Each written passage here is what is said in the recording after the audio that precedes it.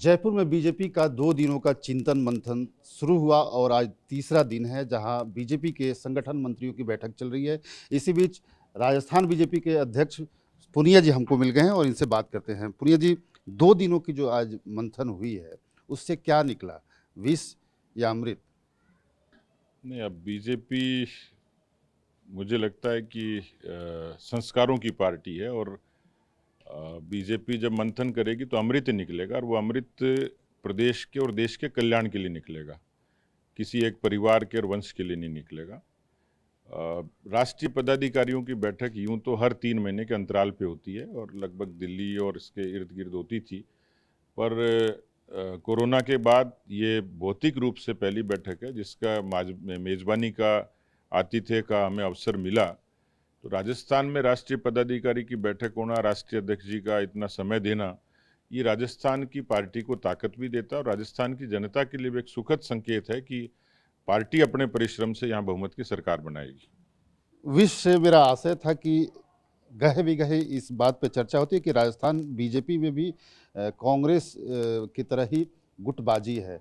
उसमें वसुंधरा जी, आपका नाम लिया जाता है, शेखावत जी का नाम लिया जाता है कि अपने अपने धड़े हैं। तो विष से मेरा यही आशय था कि क्या अब सब एक प्लैंक पे आ जाएंगे इस बैठक के बाद और पार्टी को आगे जिताने की कोशिश होगी? नहीं, एक मंच पे नहीं आएंगे तो कहाँ जाएंगे, क्योंकि हमारे यहाँ पार्टी का संगठन, पार्टी का विचार, पार्टी का केंद्रीय नेतृत्व, संसदीय दल, ये हमारी आस्था का केंद्र है। हमें जो निर्देशित करेंगे वही करेंगे। इसमें भी एक विरोधाभास ये है कि अक्सर लोग ये कहते थे कि बीजेपी में लीडरशिप का वैक्यूम है। आज मुझे ही लोग 12 लोगों के नाम गिनाते हैं। यानी ये पार्टी की खूबी है कि नई लीडरशिप डेवलप हो रही है, लोग उनकी चर्चा करते हैं। पार्टी में नेतृत्व का कोई वैक्यूम नहीं है। नेता होंगे, उनके नाम होगी, चर्चा होगी, लेकिन अल्टीमेटली हम पार्टी के मर्यादा से, अनुशासन से और संसदीय दल की सीमाओं से बंधे हुए हैं।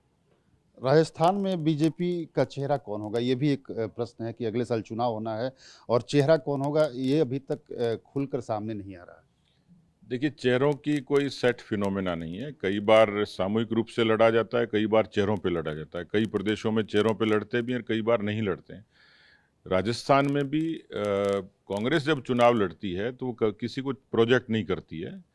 एक जो परंपरा परिपाटी चलती है, लेकिन यहाँ मेरे से पहले भी बहुत नेता स्पष्ट कर चुके हैं कि हम सामूहिक रूप से लड़ेंगे, मोदी जी के नाम और काम पर लड़ेंगे।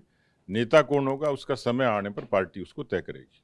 तो माना जाए कि मतलब इस बार कोई चेहरा सामने रखकर मोदी जी के अलावा कोई चेहरा नहीं होगा। मोदी जी सबसे बड़े चेहरे हैं और केवल प्रदेश के और देश के नहीं, दुनिया के। इसलिए मुझे लगता है कि भारतीय जनता पार्टी के लिए एक ताकत है कि उनका नाम और काम हमारे लिए एक एक्स्ट्रा एडवांटेज है पार्टी के कार्यकर्ताओं के परिश्रम के बाद।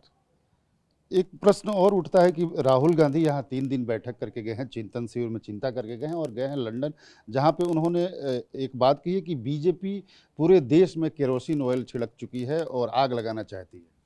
राहुल गांधी जी के बयान को मैं अक्सर देखता हूँ, उनकी कोई टांग पूंछ तो होती नहीं है। मुझे कई बार ताज्जुब होता है कि उनका भाषण कौन लिखता है, कंटेंट कौन उनको एडवाइस करता है। बीजेपी केरोसिन क्यों छिड़केगी, ये तो शायद कांग्रेस के लिए कह रहे होंगे, क्योंकि वो जाति, पंथ, मजहब इनको लड़ाकर अपना वोट बैंक को पुख्ता करके राज करती आई है। भारतीय जनता पार्टी तो समग्रता और समरसता लिए हुए है और इसलिए मोदी जी के एक्शन में और मोदी जी की विजन में चीज़ें दिखती हैं। आज जो व्यक्ति खाते के लिए तरसता था, उज्ज्वला के लिए, आवास के लिए, आयुष्मान के लिए, वो सारी चीज़ें बदलते हुए लोगों ने देखी। ये काम इंदिरा जी ने, नेहरू जी ने और राजीव जी ने नहीं किया था और इसलिए वो इस तरीके के बेबुनियादी से आरोप लगाते हैं, उसमें मुझे दम कहीं लगता नहीं। वो अनर्गल सी बात है। कहते हैं कि बीजेपी ने एक ऐसा माहौल बना दिया है देश में, जहाँ दलितों का के लिए बहुत कुछ नहीं है और यहाँ बोलने पे भी लोगों को प्रतिबंध है, लोग अपनी बात बोल नहीं पाते। उनको लगता होगा, लेकिन भारतीय जनता पार्टी ही ऐसी पार्टी है जिसके भीतर भी आंतरिक लोकतंत्र है और जब सत्ता होती है तो मुझे लगता है कि सबको अवसर मिलता है, समान अवसर की बात करती है। राहुल गांधी जी भूल जाते हैं कि उनकी दादी के वक्त आपातकाल लगा था देश में। लोकतंत्र पर सबसे पहले पहरा कभी लगा आज़ादी के बाद तो वो कांग्रेस पार्टी के रजीम में लगा। 100 से भी ज़्यादा अनुच्छेद 356 का दुरुपयोग उन्हीं की पार्टी ने, उन्हीं के पिताजी के और दादी जी के कालखंड में हुआ था। इसलिए वो जब ये बात कहते हैं तो ताजुब होता है। सतीश जी, बातचीत करने के लिए बहुत बहुत धन्यवाद। तो साफ तौर पर इनका कहना है कि बीजेपी सामूहिक नेतृत्व में राजस्थान में चुनाव लड़ेगी और मोदी जी यानी प्रधानमंत्री और कमल का निशान ही यहाँ पर चुनाव चिन्ह होगा। कैमरामैन गंगा के साथ आमोद राय, TV9 भारतवर्ष, जयपुर।